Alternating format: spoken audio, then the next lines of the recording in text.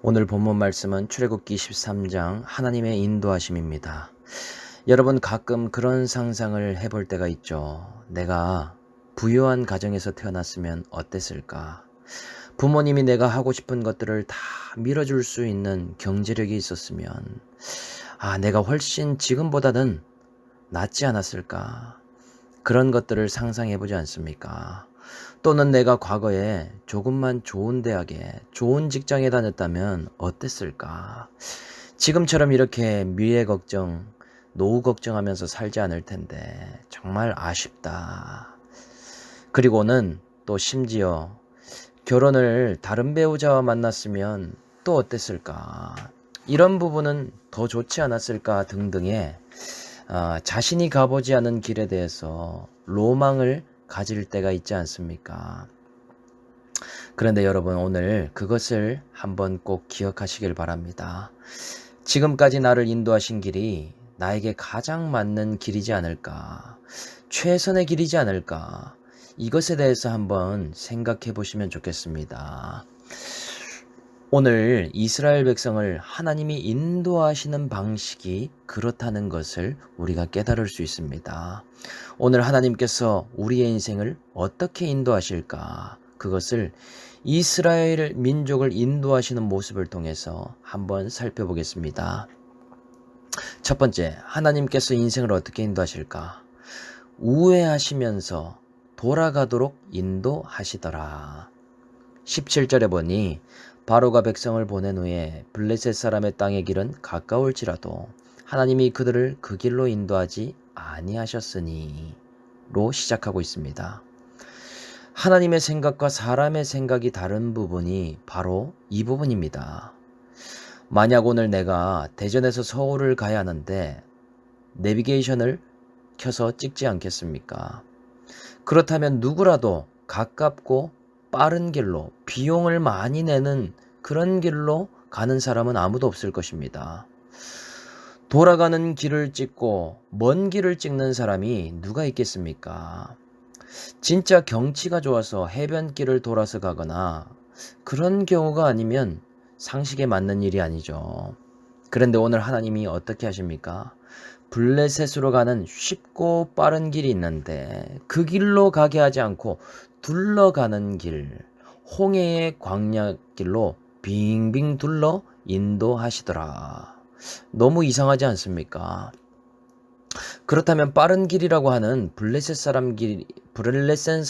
사람의 길이 어떻길래 그 길로 인도하실까? 그때 당시에 블레셋 사람의 길의 별명이 두 개가 있었습니다. 하나는 왕의 대로이고 다른 하나는 해변길입니다. 이 길의 특징이 뭐냐? 정치적으로나 군사적으로 그리고 경제적으로 굉장히 도움이 되는 길이었다라고 말할 수 있습니다. 이 길은 유명한 무역로이기도 했기 때문에 강대국들 사이에서 서로 차지하려고 했던 그리고 군사를 배치했던 그런 길이죠. 어느 나라든 욕심을 내는 길이었습니다. 눈독을 들이는 국제 교역로와 같은 곳이었다라고 말할 수 있는 것이죠. 어느 나라가 쟁탈하느냐에 따라서 곧 국제 무역의 패권을 누가 장악하는가가 결정되었기 때문에 서로가 가고 싶어하는 그런 길이었습니다. 그러니 왜 이런 길로 인도하지 않았을까? 그 뒤에 말씀에 기록되어 있죠. 이는 하나님이 말씀하시기를 이 백성이 전쟁을 하게 되면 마음을 돌이켜 애굽으로 돌아갈까 하셨습니다. 이 길은요, 너무 좋아 보이고 너무나 갖고 싶은 길이지만 또는 잘 닦여져 있는 길이지만 필연적으로 전쟁을 피할 수가 없는 길입니다. 그런데 오늘 이스라엘 상태는 어떻습니까? 전쟁을 할 수 있는 상태가 아닌 것이죠. 이스라엘은 전쟁을 한 번도 치러본 적도 없고 군사훈련을 한 번도 받아본 적 없는 사람들 아닙니까? 이런 이스라엘이 블레셋처럼 크고 강한 군대를 만나면 어떻게 되겠습니까? 골리앗과 같이 기골이 장대한 군대를 만났을 때 걸음아 날 살려라 하지 않겠습니까? 심지어 혼비백산하면서 뒤돌아가서 애굽 군대에게 우리를 제발 다시 들어가서 살 수 있게 해달라고 애원하지 않겠습니까? 그러니 하나님께서는 이스라엘 백성들의 체질을 너무나 잘 아시는 것이죠. 그래서 하나님께서 이스라엘 민족에게 출애굽하도록 어린 양의 속죄의 은혜를 주시고 난 다음에 주시는 은혜가 무엇인가? 그것은 우회하게 하시는 은혜, 돌아가게 하는 은혜를 부어주시더라는 것입니다. 지름길이 뻔히 보이는데 왜 일로 가지 않고 저리 가나? 하나님은 이스라엘을 너무 잘 아시기 때문입니다. 우리를 너무나 잘 아시기 때문이죠. 출애굽의 시작과 동시에 기겁하면서 다시 애굽의 종살이로 돌아가겠다라고 말할 것이 보이기 때문에 빙빙 돌아가더라도 끝까지 갈 수 있는 길로 인도하시더라. 결코 하나님께서 무능해서가 아닙니다. 이스라엘의 연약함 때문인 것이죠. 하나님께서 권세가 부족해서 그런 것이 아닙니다. 이스라엘이 준비가 안 됐기 때문이더라. 하나님께서는 얼마든지 넉넉하게 인도하실 수 있음에도 이스라엘에게 맞지 않는 길이니까 보내시지 않았더라는 것이죠. 이스라엘이 광야에서 고생을 해야만 준비가 되기 때문이더라. 어떤 준비입니까? 내 인생이 내 것이 아니구나. 매일매일 걱정할 일이 아닌데 걱정하는 습관을 버리게 하고 광야에서 하나님을 바라보고 하나님께 맡기는 체질이 변화되는 시간이 필요하더라는 것입니다.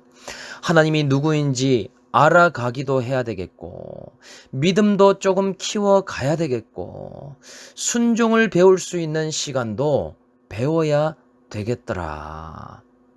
하나님의 말씀대로 인내하는 것을 배우는 시간, 그 모든 시간들이 광야길에 숨어있는 하나님의 시간이라는 사실입니다. 그래서 애굽에서 나오는 길은 하루길이지만 이스라엘이 준비되는 시간은 얼마입니까? 40년의 시간이 걸리더라는 것이죠. 그 시간이 다 지나야만 깨닫게 되는 것이 무엇입니까? 나중에는 그 모든 시간이 은혜라는 것을 알게 됩니다. 뒤돌아 나오게 되면 이후에는 하나님이 주신 길이 최고의 길이라는 것을 깨닫게 된다는 것이죠. 나에게 천천히 가는 것이 은혜였구나. 나에게 돌아가는 것이, 우회하는 것이 가장 최선의 길이었구나. 이것을 고백하게 되지 않겠습니까? 그러니 우리도 마찬가지입니다. 우리는 돌아가는 것을 용납하지 못하죠. 잠깐 길을 잘못 들어서 돌아가도 시간이 늦으면 짜증이 나고 심지어 운전하다가 고속도로를 잘못 들어가면 그 비용과 시간 때문에 기분을 망쳤다라고 그렇게 생색을 냅니다. 또 어떻습니까? 쇳불도 당김에 뺀다고 이왕이면 빨리 성공하면 좋고 뭘 해도 빨리빨리 잘 되어서 성과가 확확 나타나야 되지 않습니까? 최대한 서둘러 안정된 집을 가져야 되고 이왕이면 투자가 잘 되어서 아니면 돈벌이가 좋을 때 많이 벌어놔야 된다. 이런 방식을 우리는 선호하고 있지 않습니까?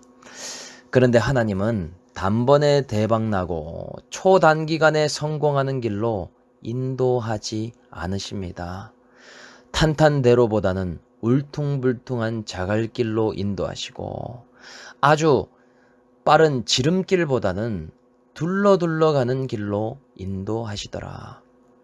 내가 원하는 길보다는 하나님이 나에게 가장 알맞는 길로 인도하신다는 사실을 알고 있어야 된다는 것이죠. 어떤 길로 가도 내가 왜 이 길로 왔을까? 이것이 아니라 나를 알아갈수록 최선의 길이구나. 하나님이 주신 은혜의 길이구나. 하나님이 나를 제대로 보셨고 나의 체질과 특성을 가장 잘 아시고 딱 맞게 주셨구나. 이러한 생각의 발상으로 전환을 시켜야 됩니다. 이 배우자를 안 만났으면 더 큰일 났겠구나. 이 사람이 내 옆에 없었으면 나는 어떻게 되었을까? 하나님 보시기에 최상으로 주셨으니 감사해야 되겠다. 오늘 내 길에 대해서 후회하거나 원망하는 분이 계십니까? 나를 돌아가게 하시는 우회의 은혜를 듬뿍 받고 있음을 깨달을 수 있기를 축복합니다.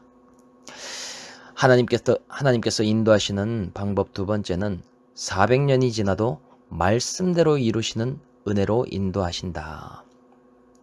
19절에 모세가 요셉의 유고를 가졌으니 라고 기록되어 있습니다. 요셉이 죽은 지는 벌써 400년이나 이상 지나게 되었죠. 그런데 오늘 모세가 요셉의 유고를 들고 가고 있습니다. 이 두 사람의 공통점이 있죠. 요셉과 모세는 참 닮은 구석들이 많습니다. 자신의 의도와 상관없이 죽임당할 위기로 애굽에 인생이 넘긴 바 되었지 않습니까? 요셉은 형들로 인해서 죽임당할 것 때문에 애굽에 팔려가게 되었고, 모세는 남자아이들은 다 죽이는 상황에서 나일 강가에 던져지는 일이 있었습니다. 그래서 자신의 의도와 상관없이 애굽 땅에서 살게 되는 일이 있게 된 것이죠. 그리고 또 어떻습니까? 요셉은 애굽의 총리가 되어서 그 권세로 이스라엘 백성들을 살려내는 일을 하게 되죠. 그에 반해 모세는 애굽 왕자 출신으로 나중에 이스라엘 백성들을 노예로부터 다 건져내게 되는 일을 하게 되더라. 시대는 다르고 사람도 다르며 타이밍은 다르지만 하나님께 붙들린 자의 특징이 그 모든 고난까지도 다 쓰임받아서 살려내는데 사용받게 되더라. 지금 이스라엘 백성 중에 요셉을 본 사람은 아무도 없습니다. 구전에 의해서 이스라엘 야곱의 동생으로 애굽의 총리였으며 이스라엘 민족과 모든 민족을 흉년과 기근 가운데 살려낸 사람, 그런 사람으로 알고 있을 것입니다. 그런데 그렇게 까마득한 역사적인 인물 요셉의 유고를 왜 들고 갔을까? 그것은 요셉의 예언 때문이죠. 그 뒤에도 나오지 않습니까? 이스라엘 자손으로 단단히 맹세하여 이르기를 하나님이 반드시 너희를 찾아오시리니 너희는 내 유고를 여기서 가지고 나가라 하였음이더라. 요셉이 죽기 전에 예언한 그 말 때문에 오늘 이렇게 들고 가고 있다라고 말하고 있습니다. 어디로 들고 가는가? 아브라함과 이삭과 야곱에게 맹세하신 땅에 메고 올라가게 되더라 라는 것이죠. 하나님께서는 아브라함과 이삭과 야곱에게 맺은 약속을 400년이나 지나도 그것을 잊지 않으시고 이루시고 있음을 볼 수 있습니다. 또 어떤가? 요셉이 예언한 말을 한마디도 잊지 않으시고 정신없이 출애굽하는 가운데서도 그 말까지도 성취하시는 섬세하시고 디테일하신 하나님이시죠. 하나님에게는 400년이 중요하지 않습니다. 4000년의 시간이라도 문제되지 않습니다. 시간을 넘어서서 약속을 지키시고 이루시는 하나님. 아브라함과 이삭과 야곱의 그 말씀이 오늘 우리에게까지, 오늘 나에게까지 이루어지게 하시는 하나님이시다라는 사실이죠. 이렇게 우리의 신앙이 깊어지는 때가 언제입니까? 하나님의 말씀을 붙잡고 가는데 그 약속이 나의 삶에 이루어지는 은혜를 볼 때 깊어지게 되는 것이죠.